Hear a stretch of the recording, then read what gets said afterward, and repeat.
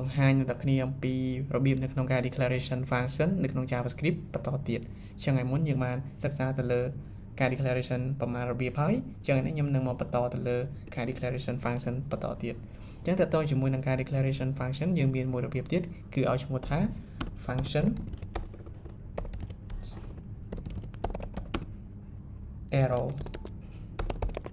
ចឹង function arrow ឬក៏ arrow function គឺជាការ declaration មួយរបៀបទៀតចឹងនៅក្នុង function នេះយើងធ្វើការ declaration បែបម៉េចចឹងជាទូទៅយើងអាចប្រកាសវាជា constant មួយមកដើម្បី store ទៅលើ variable របស់យើងដើម្បី store ទៅលើ function ចឹងយើងអាចដាក់ឈ្មោះ my function ចឹងក៏បានដែរហើយតើតើជាមួយនឹងការប្រើប្រាស់ arrow function គឺយើងប្រើបែបខ្លីៗងាយស្រួលចឹងយើងប្រើតើតើជាមួយនឹង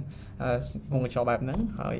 តមកគឺសញ្ញាព្រួយរបស់យើងបែបហ្នឹងហើយបើកវងកញ្ចក់ទៅហើយរាល់ logic មួយចំនួនយើងអាចទៅ save វានៅក្នុងហ្នឹងបានអញ្ចឹងអាហ្នឹងគឺងាយស្រួលអញ្ចឹងយើងអាចធ្វើការ return ទៅលើតម្លៃអីមួយបានដូចគ្នាហើយបើសិនជាយើងមាននៅ parameter យើងអាចដាក់ parameter របស់យើងចូលក្នុងហ្នឹងបានដូចគ្នាអញ្ចឹងយើងចង់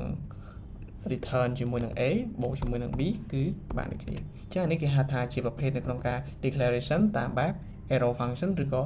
function arrow ហ្នឹងឯងប្រភេទមួយទៀតគឺតកតងជាមួយនឹងការ declaration តាមបែប function constructor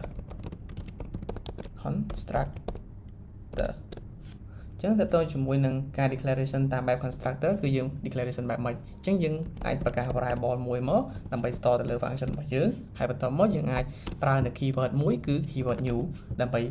store ទៅលើតទៅជាមួយនឹង function គឺយើងបង្កើតភ្លាមប្រើភ្លាមមក constructor មានន័យបែបហ្នឹងអញ្ចឹងយើងហៅ function មក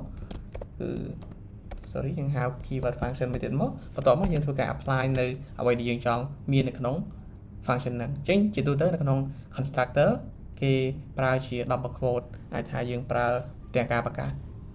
parameter ឬក៏តទៅមកការ return ហើយយើងប្រើជាប្រភេទបែបហ្នឹងអញ្ចឹងយើងអាចដាក់វាមកគឺ b មកយើងមាន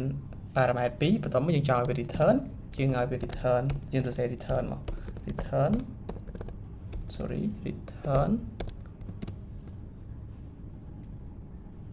a បូកជាមួយនឹង b អញ្ចឹងគឺយើងបានជាមួយនឹង function មួយដែល return a បូកជាមួយនឹង b អញ្ចឹងយើងចង់ដឹងថាវាដើរឬមិនដើរខ្ញុំសូមធ្វើការ